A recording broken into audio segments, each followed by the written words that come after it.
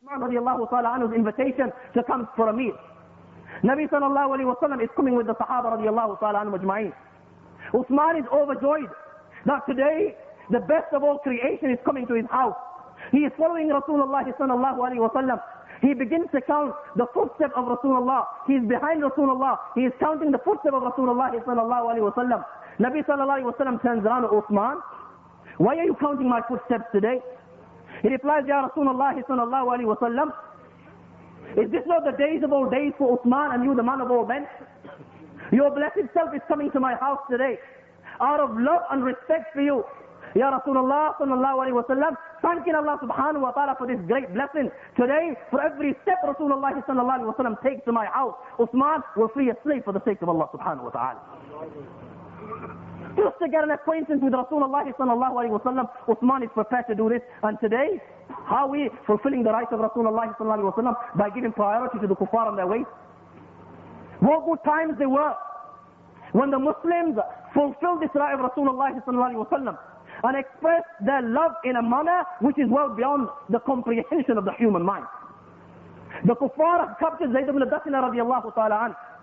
He is standing in the gallows about to be executed. Abu Sufyan at the time had not embraced Islam. He poses a question to Zayd ibn Dathina. He asks him, Unshiduka billahi ya Zayd. Zayd, I ask you for the sake of Allah. Muhammad is not here, sallallahu alayhi wa sallam. None of his companions are here. Today I want to know what is inside your heart. Today I want to know how truly you feel. He poses the question, أتحب أن محمد الآن عندنا مكانك نضرب عنقه وأنك في أهلك. O Zayd, tell me, would you like it if Muhammad sallallahu alayhi wa sallam is in your place now, standing in the gallows, and we execute him, we sever his head from his body, and you Zayd be sitting with your family, rejoicing with your wife and children? Would you like this? Or Zayd telling me there is nobody here. My brothers, Abu Sufyan is taking a wrong advantage of this situation. He wants Zayd ibn Dathina to agree with him. He wants Zayd ibn Dathina to insult the Nabi of Allah before he leaves this world. Maybe if Zayd ibn Dathina agrees with Abu Sufyan, maybe the kafir, the kuffar, will spare his life. He replies, and what a reply which will be admired till the day of judgment.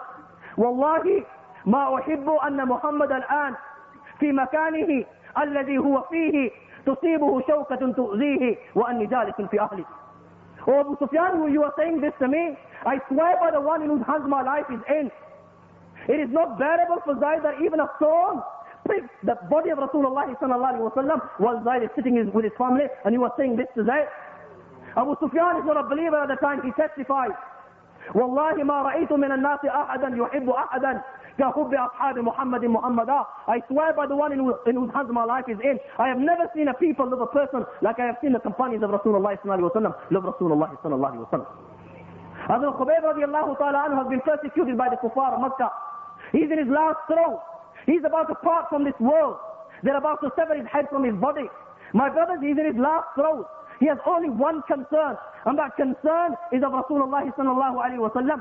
Ya Allah, I have acted in accordance with the teachings of Rasulullah. Ya Allah, I have conveyed the message of Rasulullah sallallahu alayhi wa sallam to the people of Makkah. But Ya Allah, I cannot find anybody here. There is no companion of Rasulullah sallallahu alayhi wa sallam here. There is nobody who will convey my message to Rasulullah sallallahu alayhi wa sallam. Ya Allah, who will convey the last salams of this faqir to Rasulullah sallallahu alayhi wa sallam. My brothers, because their love was true, Allah was a witness to this, and the Almighty Allah conveyed the message and the salams of Abu Khubayb radiallahu ta'ala an to Nabi sallallahu alayhi wa sallam. Usama ibn Zayd radiallahu ta'ala anhu says, I was in Madinah al-Munawwara.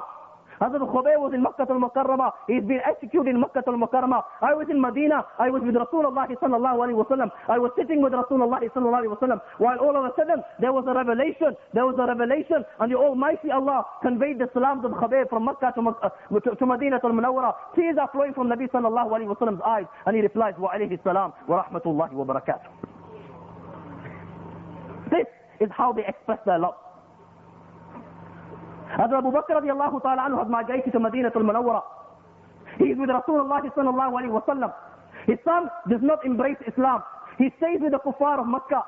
Days pass, he has not embraced Islam. Weeks pass, he has not embraced Islam. Months pass, he has not embraced Islam. Finally, The mercy of Allah subhanahu wa ta'ala descends upon him. He embraces Islam. He migrates from Mecca to Medina to join his father. And the love of his father pulls him like a magnet to join his father. He comes to visit his father. He sits with his father Abu Bakr. And he talks to Abu Bakr radiallahu ta'ala anhu about his love. He expresses his love to his father. He is telling his Abba Jan how much he loves him. He is telling him about the good moments that they used to have, about the good times that they used to have. He mentions to Abba Jan, many a time in the battles that we fought against one another, I saw you, and I was in such a position that if I wished to kill you, I could have so easily done so. But my love for you would turn me away all the time, and I would say, it is my Abba Jan. This son is expressing his love to his father. He is telling his father how much he loves him. The color of Abu Bakr's face is changing. Abu Bakr remarks, oh my son, what are you saying to me? I swear by the one in whose hands my life is in. If Abu Bakr saw his son just once in such a state, when his son was an enemy of Allah and his messenger Muhammad Rasulullah, then Abu Bakr would not have hesitated to take the head of his son from his body and place it at the feet of Rasulullah sallallahu alaihi wasallam. This is how they express their love. You may say it was easy for them because they saw Rasulullah sallallahu alaihi wasallam with their very own eyes. Thus it was easy for them to fulfill this right of Rasulullah sallallahu alaihi wasallam. I say by Allah, Muslims of every era fulfill this right of Rasulullah sallallahu alaihi wasallam, and became those mentioned in the hadith. I mean, أَشَدِّ أُمَّةِ حُبًّا نَاسٌ يَكُونُونَ بَعْدِي يَوَدُّ أَحَدُهُمْ لَوْ رَآنِي بِأَهْلِهِ وَمَالِهِ. People will come after me and they will love me so much that they will be ready to sacrifice everything they possess just to get one glimpse of me. Such was the connection Jalaluddin Suyuti rahmullah with Rasulullah sallallahu alaihi wasallam, that it is mentioned in Faith al-Bari that he saw Rasulullah sallallahu alaihi wasallam yaqsatan, not manaman, yaqsatan, while he was awake, he saw Nabi alayhi salatu wasallam 8 times.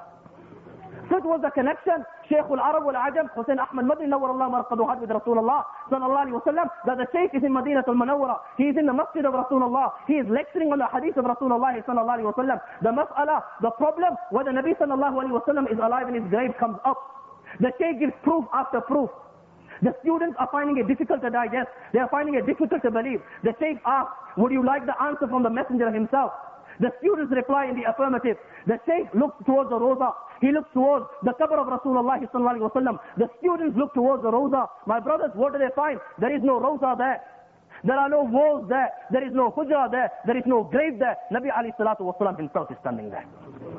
This is the connection they had with Rasulullah sallallahu alaihi wasallam. Muslims of every era fulfill this right of Rasulullah sallallahu alaihi wasallam. If anybody is neglecting this right of Rasulullah sallallahu alaihi wasallam, it is sad to say that it is you not.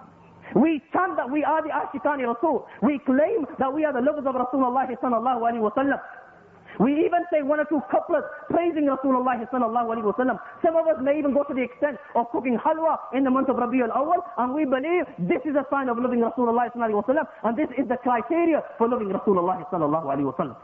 Yet everything that we do, every action, we break every rule in the book. We go against every teaching of Rasulullah sallallahu alaihi wasallam, and everything that we do gives taklif to Rasulullah sallallahu alaihi wasallam. Our face gives taklif because on these very faces you will find those things that Nabi alayhi salatu wasalam has forbidden. Our clothes give taklif to Rasulullah because on these bodies you will find the very clothes Nabi sallallahu alayhi wasallam has prohibited. Our houses give taklif to Rasulullah sallallahu alayhi wasallam because in these very houses you will find those very things that Nabi sallallahu alayhi wasallam has prohibited. Our transactions give taklif to Rasulullah because in them we break every law that Nabi alayhi salatu wasalam brought from Allah subhanahu wa ta'ala. Everything we do gives taklif to Rasulullah sallallahu alaihi wasallam, and then we claim that we love Rasulullah sallallahu alaihi wasallam.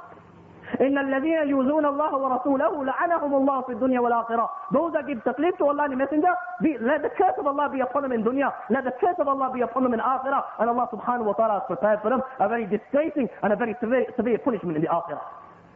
With which mouth do we claim that we love Rasulullah sallallahu alaihi wasallam? With which mouth do we claim that we have fulfilled this right of Rasulullah sallallahu alaihi wasallam?